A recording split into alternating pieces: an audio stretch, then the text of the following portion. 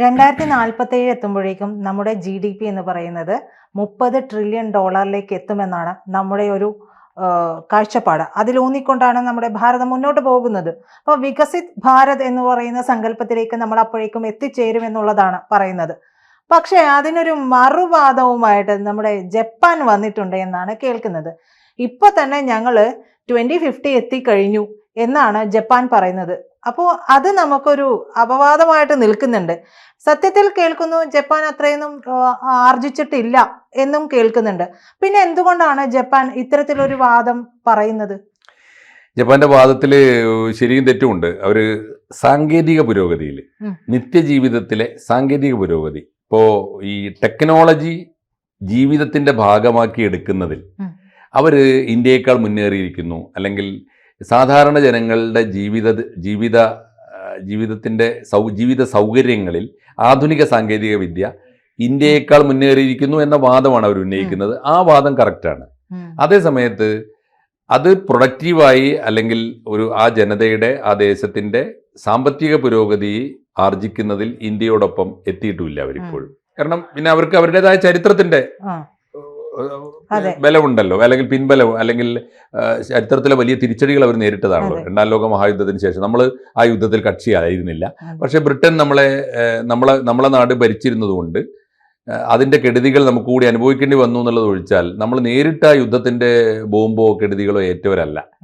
പക്ഷെ രണ്ടാം ലോക മഹായുദ്ധം അവസാനിച്ചിട്ടും തോറ്റു പിൻവാങ്ങിയിട്ടും ആയുധം വെച്ച് കീഴടങ്ങിയിട്ടും ജപ്പാൻ എന്ന കൊച്ചു രാജ്യത്തിൽ അമേരിക്ക കൊണ്ടുപോയി ബോംബ് വർഷിച്ച് ചാരമാക്കിയ നാടാണ്. അവിടുന്നാണ് അവർ ഉയർത്തെഴുന്നേൽപ്പ്.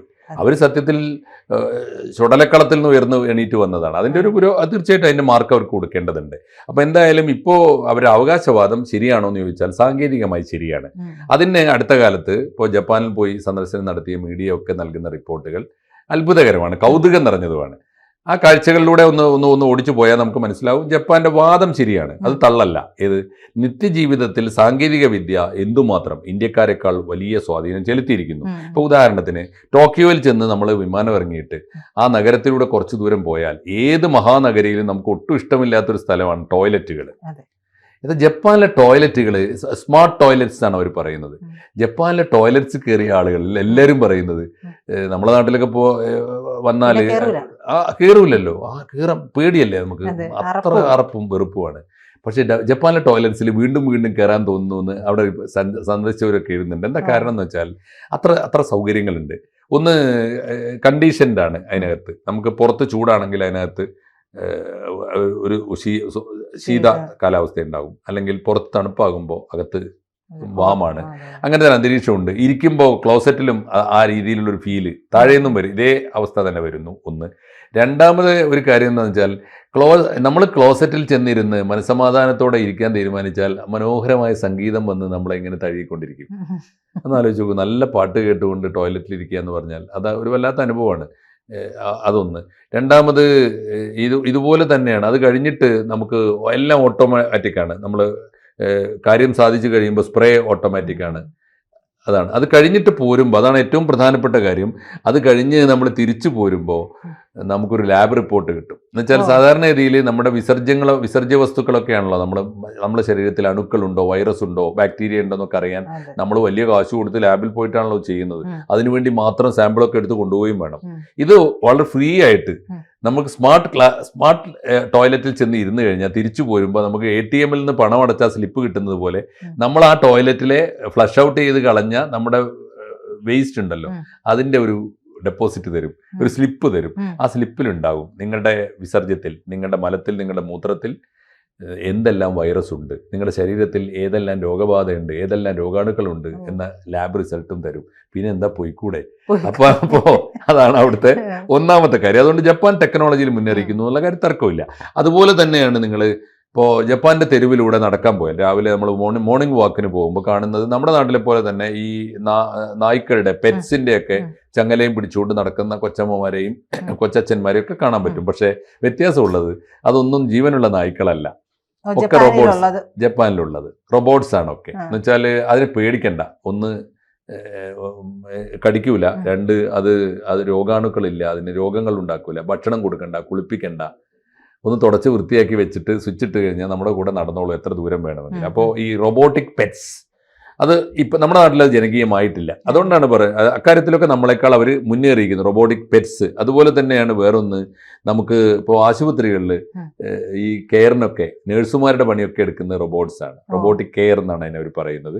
വേറൊന്ന് റോബോട്ടിക് റിസപ്ഷനിസ്റ്റ്. ഈ ഹോട്ടലുകളിലൊക്കെ ചെന്നാൽ നമ്മളെ താണ് വണങ്ങി സ്വീകരിക്കുന്ന റിസപ്ഷനിസ്റ്റുകളൊക്കെ തന്നെ റോബോട്ട്സ് ആണ്. അപ്പോൾ ആ അർത്ഥത്തിൽ നമ്മളിപ്പോഴും എത്തിയിട്ടില്ലാത്ത മേഖലയിലേക്ക് അവരുടെ പുരോഗതി എത്തിയിട്ടുണ്ട്. അതാണ് ഒന്ന്. വേറൊന്ന് അവിടുത്തെ വീടുകളാണ്. ഹോട്ടലുകളും വീടുകളിലൊക്കെ നമ്മൾ താമസിക്കുമ്പോൾ പേടി വേണ്ട. കാരണം പണ്ട് ജപ്പാനിൽ പോകുമ്പോൾ നമ്മൾ എന്നും വായിക്കുന്നത് ജപ്പാനിൽ എന്നും ഭൂകമ്പമുണ്ട്, ഭൂകമ്പത്തിൻ്റെ നാടാണ്, പലപ്പോഴും പ്രളയത്തിൻ്റെ നാടാണ്. അപ്പോൾ എപ്പോഴും പേടിയാണ്. പക്ഷെ ഇപ്പോൾ പേടിക്കേണ്ട കാര്യമില്ല. അവിടുത്തെ എല്ലാ കെട്ടിടങ്ങളും ഇങ്ങനെ ഈ ഭൂകമ്പത്തിനും ഒക്കെ വണങ്ങുന്ന അല്ലെങ്കിൽ വഴങ്ങുന്ന, അതിനെ അതിജീവിക്കുന്ന മട്ടിലുള്ളതാണ്. എത്ര നേരം ഭൂകമ്പം ഉണ്ടായാലും ചില അനുഭവങ്ങളൊക്കെ പറയുന്നത് ഭൂകമ്പം ഉണ്ടാകുമ്പോൾ ആളുകൾ അതിനകത്ത് ഡാൻസ് ചെയ്യാൻ തുടങ്ങും. കുറച്ച് കഴിയുമ്പോൾ പഴയ പോലെ കാമായിട്ട് വീടുകളൊക്കെ അതുപോലെ ഉണ്ടാവും. ഒരു അപകടവും വരില്ല എന്നുള്ളതാണ് ഒരു പ്രത്യേക. അതൊന്നും നമ്മളിപ്പോഴും നമ്മുടെ നാട്ടിലൊന്നും അത്തരത്തിലുള്ള ഡിസാസ്റ്റർ മാനേജ്മെന്റ് ആ ഒരു ലെവലിലേക്ക് കൺസിസ്റ്റന്റ് ആയിട്ട് എത്തിയിട്ടില്ല. അതാണ് വേറൊന്ന്. വേറൊന്നുള്ളതെന്ന് വെച്ചാൽ അവിടുത്തെ എല്ലാ ഓട്ടോണമസ് ട്രാൻസ്പോർട്ടാണ്. എന്ന് പറഞ്ഞാൽ എല്ലാ വാഹനങ്ങളും ഡ്രൈവർമാരില്ലാതെ ഓടുന്നു. നോക്കൂ, നഗരം മുഴുവൻ, ടോക്കിയോ നഗരത്തിൽ ഓടുന്ന കാറുകൾക്ക് ഡ്രൈവർമാരില്ല, ട്രെയിനുകൾക്ക് ഡ്രൈവർമാരില്ല, ബസ്സുകൾക്ക് ഡ്രൈവർമാരില്ല. ഇനി എവിടെയെങ്കിലും ഒരു അപകട സാധ്യത ഉണ്ടെങ്കിൽ നമ്മളുണ്ടല്ലോ റേഡിയോയിലൊക്കെ അവിടെ ജാമുണ്ട് എന്നൊക്കെ പറയുന്നതിന് പകരം ഈ കാർ ടു കാർ ടോക്ക് നടക്കും. കാറുകൾ തമ്മിൽ പരസ്പരം സംസാരിച്ചോളും, എടാ ഞാൻ ഇങ്ങനെ വരുന്നുണ്ട്, അപ്പോൾ അവിടെ ബ്ലോക്ക് ഉണ്ടല്ലേ, നീ ഇന്ന ലേശം ലെഫ്റ്റ് തിരിഞ്ഞു പോകണം എന്നൊക്കെ പറഞ്ഞു കൊടുക്കും. അങ്ങനെ പറഞ്ഞു കൊടുക്കുന്ന ഓട്ടോണമസ് ട്രാൻസ്പോർട്ടാണ് വേറൊന്ന്. നമ്മളെ ഡോർബെല്ലിൽ ആരെങ്കിലും ഒന്ന് അടിച്ചാൽ നമ്മൾ ചെന്ന് നോക്കുമ്പോഴാണ് പലപ്പോഴും നമുക്ക് കൊറിയർ സർവീസോ ഒക്കെ ആയിട്ട് ആളുകൾ വരുമല്ലോ, ആമസോണോ ഒക്കെ വരും. പക്ഷെ അവിടെ വന്ന് നിൽക്കുന്നത് ഡ്രോൺ ആയിരിക്കും. അത്രേ ഉള്ളൂ വ്യത്യാസം. കൊറിയർ സർവീസ്, ഈ പറഞ്ഞ ലോജിസ്റ്റിക്സ്, അതൊക്കെ ഡ്രോണുകൾ ഏറ്റെടുത്തിരിക്കുന്നു. അപ്പോൾ നമ്മൾ മുന്നേറിയിട്ട്, നമ്മൾ സത്യമാണ്, അത് ജപ്പാന്റെ അവകാശവാദം ശരിയാണ്. 2050 അവർ എത്തിക്കഴിഞ്ഞിട്ടുണ്ട്, നമ്മൾ എത്തിയിട്ടില്ല. അക്കാര്യത്തിൽ സാങ്കേതികമായി ഉള്ളത് ശരിയാണ്. എന്താ പറഞ്ഞത്? അല്ല മാഷെ, അപ്പോൾ നമ്മുടെ ഇവിടുത്തെ കമ്പനികളൊക്കെ അടച്ചുകൂടി പോകും. അതുപോലെ ഒരു ടെക്നോളജി വന്നിട്ടുണ്ടെങ്കിൽ പൂട്ടേണ്ടി വരും. മാത്രമല്ല അവരൊക്കെ ഡൈവേഴ്സ് ചെയ്ത് വേറെ പണിക്ക് പോട്ടേന്നേ.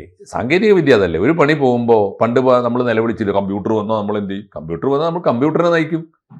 അപ്പോൾ നമ്മൾ നിർമ്മിത ബുദ്ധി ഉണ്ടാക്കും. അങ്ങനെയല്ലോ പുതിയ വിദ്യയിലേക്ക് പോട്ടെ. ഈ പറഞ്ഞ വളരെ ശരിയാണ്. നമ്മളെ യൂണിവേഴ്സിലും നമ്മൾ ഈ പറഞ്ഞ പ്രൊഫഷണൽ കൊറിയറും ആമസോണും ഈ പറഞ്ഞ സംഗതികൾക്കൊക്കെ വേറെ പണി നോക്കേണ്ടി വരും. അതാണ് അവിടെ വന്നിരിക്കുന്ന വേറെ പുരോഗതി. വേറൊന്ന് ഈ സ്മാർട്ട് സിറ്റിയാണ്. സിറ്റിയിലെ മുഴുവൻ ഊർജ്ജവും അവർ ഉൽപ്പാദിപ്പിക്കുകയാണ്. നമ്മുടെ നാട്ടിൽ ഇപ്പോൾ ഒരു ഇലക്ട്രിസിറ്റി ബോർഡ് ഒരു ലൈൻ ഓഫാക്കിയാൽ ഇരുട്ടായില്ലേ? അങ്ങനെ ഒരു സംഭവമേ ഇല്ല. അവിടെ ഓരോ സ്ഥാപനവും വൈദ്യുതി നിർമ്മാണ എനർജി പ്രൊഡക്ഷൻ സെൻറ്റേഴ്സാണ്. അവർ എല്ലാ പാർക്കിലും അവർക്ക് വേണ്ട വൈദ്യുതി ഉണ്ടാക്കും. എന്നിട്ട് ആവശ്യത്തിൽ കൂടുതലുള്ളത് ഇവരുടെ പൂളിലേക്ക് കൊടുക്കും, കോമൺ പൂളിലേക്ക് കൊടുക്കും. അങ്ങനെയാണ്. അപ്പോൾ അവിടുത്തെ ഇലക്ട്രിസിറ്റി ബോർഡിനൊക്കെ ഉള്ള പണി ആളുകൾ നിർമ്മിക്കുന്ന വൈദ്യുതി ഏറ്റുവാങ്ങലാണ്, അല്ലാതെ ആളുകൾക്ക് വൈദ്യുതി കൊടുക്കലല്ല. അതൊക്കെ വലിയ പുരോഗതിയാണെന്നാണ് ഈ പറയുന്നത്. എല്ലാ സോളാർ പാർക്കുകൾ, അതുപോലെ അതാണ് വേറൊരു കാര്യം. അതുപോലെ ഗ്രീൻ ടെക്നോളജിയാണ്, ഈ ഹരിത സാങ്കേതിക വിദ്യ എന്ന് വെച്ചാൽ പൊല്യൂഷൻ ഒട്ടുമില്ലാത്ത തരത്തിലേക്ക് മുഴുവൻ നഗരങ്ങളും മാറിയിട്ടുണ്ട്. അതുകൊണ്ട് ജപ്പാനിൽ ആളുകളുടെ ഏറ്റവും പ്രധാനപ്പെട്ട നല്ല എയർ, ശുദ്ധ വായു കിട്ടുന്നു എന്നുള്ളതാണ് അവരുടെ ഏറ്റവും പ്രധാനപ്പെട്ട കാര്യം.